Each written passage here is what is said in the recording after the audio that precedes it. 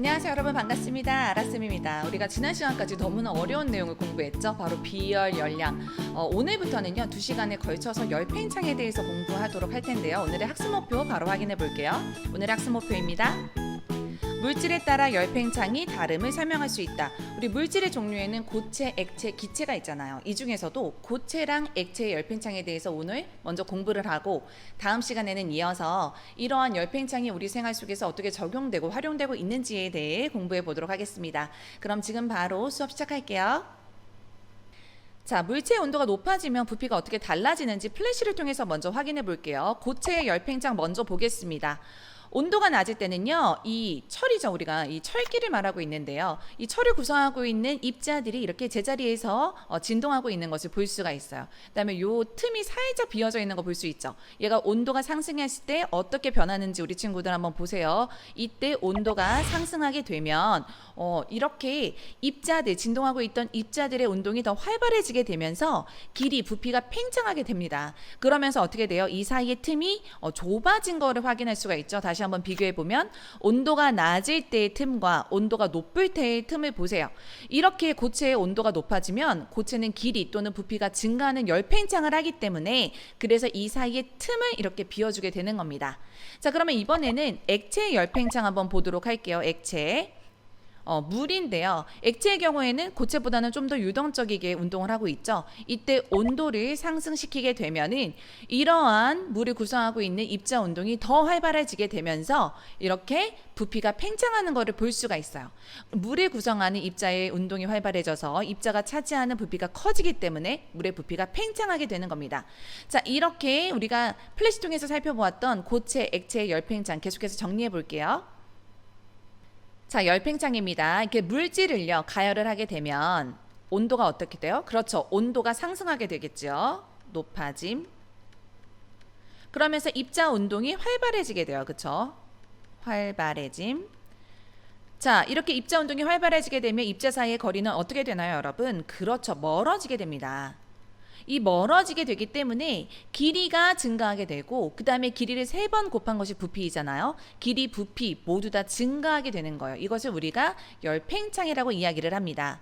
그러면 물질의 상태 및 종류에 따른 열팽창 정도가 다른데요. 당연히 입자 사이의 거리가 가장 가까운 고체보다는 액체, 액체보다는 기체가 열팽창이 더 잘 일어나게 되겠죠, 여러분. 그런데 같은 종류의 같은 상태의 물질이라 할지라도 종류에 따라서 열팽창 정도가 달라지게 되어요. 예를 들면 철보다는 구리가 열팽창 정도가 더 크게 나타나게 됩니다. 그러니까 종류에 따라서는 다릅니다. 자, 액체도 마찬가지예요. 선생님이 나중에 실험 영상 보여주겠지만 물보다는 에탄올이 좀 더 열팽창이 잘 일어나게 돼요. 근데 여기에서 조심해야 될 것은 기체예요, 여러분. 기체는 열팽창 정도가 기체의 종류와 상관없이 모두 다 같습니다. 같다. 산소나 이산탄소나 모두 다 같아요. 자, 여러분, 우리가 1학년 때 샤르르 법칙 공부했던 거 기억이 나나요? 일정한 압력 하에서 일정량의 기체의 부피는요, 온도가 올라감에 따라 일정한 비율로 올라가게 됩니다. 이때 이 기체의 종류는 상관이 없다고 이야기를 했어요. 이게 바로 샤르르 법칙인데요. 기체는 열팽창 정도가 종류에 따라 다른 것이 아니라 모두 다 일정한 비율로 증가를 한다. 그래서 우리가 오늘은 고체랑 액체의 열팽창에 대해서 공부를 하게 되는 거예요. 그래서 기체는 같다라는 거, 요거 같다라는 거 잘 기억하세요. 자, 기체를 제외하고서 고체와 액체는 온도에 따라서 열팽창 정도가 다르다. 그래서 당연히 온도 변화는 가열 시간이 길면 길수록 더 크겠죠. 그 다음에 처음 부피가 크면 클수록 열팽창 정도가 더 커지게 됩니다. 여러분, 이것도요, 예를 들어서 탁구공이랑 농구공이 있다고 생각을 해봅시다. 얘네들이 똑같이 가열을 했을 때 열팽창을 하겠죠. 그런데 탁구공이 열팽창한 정도와 그 다음에 농구공이 열팽창한 정도는 그 비율은 비슷할지라도 다를 거예요. 총량을 비교했을 때에는. 그러니까 처음에 길이나 부피가 큰 것일수록 열팽창 정도는 더 크게 나타난다. 이렇게 기억을 하면 되겠습니다. 계속해서 볼게요. 자, 이렇듯 고체랑 액체의 열팽창 좀 더 자세히 살펴보도록 할게요.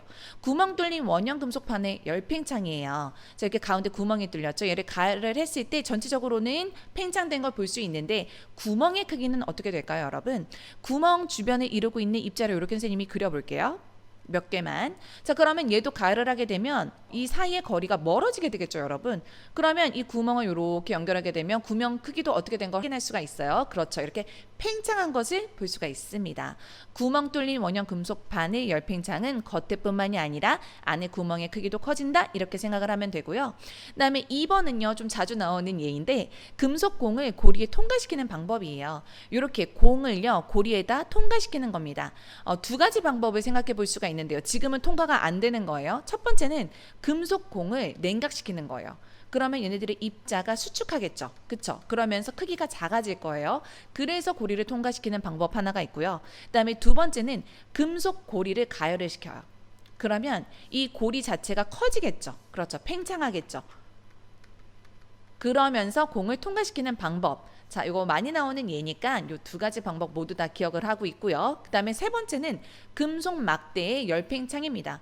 선생님이 그 종류에 따라서 열팽창 정도가 다르다 그랬잖아요.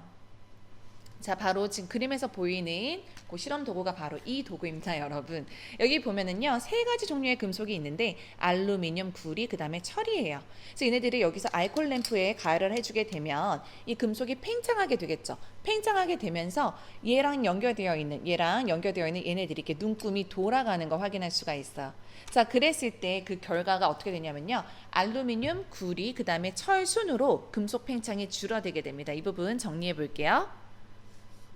자, 금속 막대의 열팽창 가열 시간이 길면 길수록 바늘 회전 정도도 커지게 되는데요.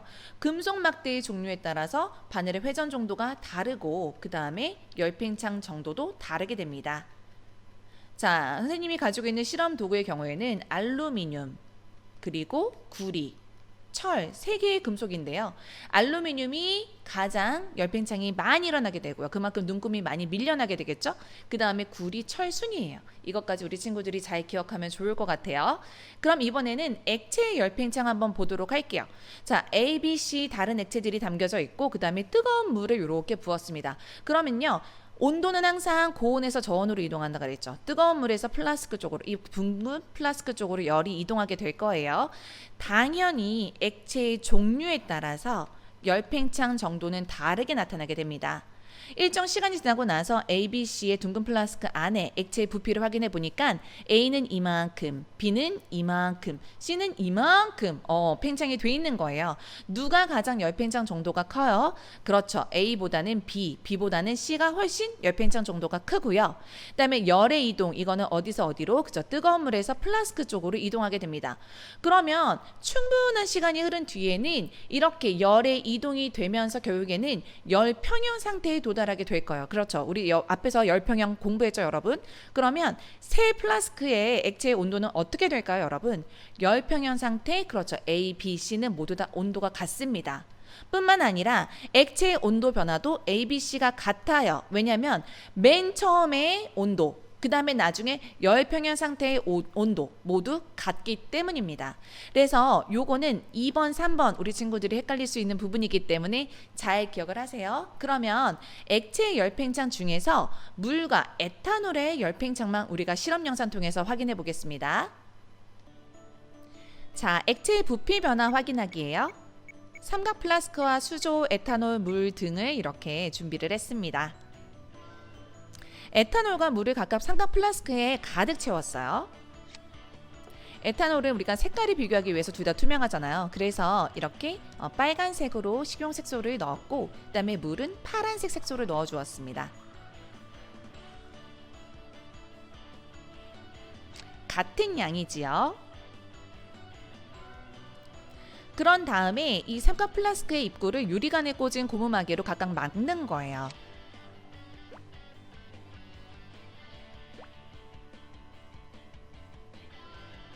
그랬을 때 액체의 높이를 먼저 확인을 합니다. 우리가 나중이랑 비교를 해줘야 되니까요. 처음 상태 높이가 똑같은 것을 확인할 수가 있어요. 그리고서는 뜨거운 그 물을 천천히 부은 다음에 이렇게 유리관에 올라온 액체의 높이를 비교해 볼 겁니다. 자, 그러면 열의 이동은 뜨거운 물에서 각각의 이 삼각 플라스크 쪽으로 에탄올과 물 쪽으로 이동하게 될 것이고 충분한 시간이 흐른 뒤에는 열팽한 상태에 도달하게 될 건데 이미 결과가 나왔어요. 에탄올이 훨씬 더 열팽창이 많이 일어난 거 볼 수가 있죠, 여러분. 자, 뜨거운 물이 붓기 전 처음 높이는 같았지만 뜨거운 물이 부은 다음에 나중 높이는 어마어마하게 차이 나는 것을 볼 수가 있습니다. 그래서 액체가 열을 받으면 부피가 팽창하며 물질마다 열팽창하는 정도가 다르다. 에탄올이 물보다 열팽창을 잘한다. 더 팽창 정도가 크다. 기억하세요. 자, 이렇게 해서 우리가 오늘은 고체, 액체 열팽창에 대해서 공부를 했습니다. 다음 시간에 이제 우리 이 단원의 마지막 시간인데요. 다음 시간에는 진짜 고체 열팽창에서 가장 많이 나오는 우리 생활 속에서 이용하고 있는 예가 있거든요. 바이메탈과 함께 고체, 액체 열팽창 우리 주변에서 어떻게 활용되고 있는지에 대해 공부해 보도록 할게요. 우리 친구들 고생 많았고 다음 시간에 보겠습니다. 안녕.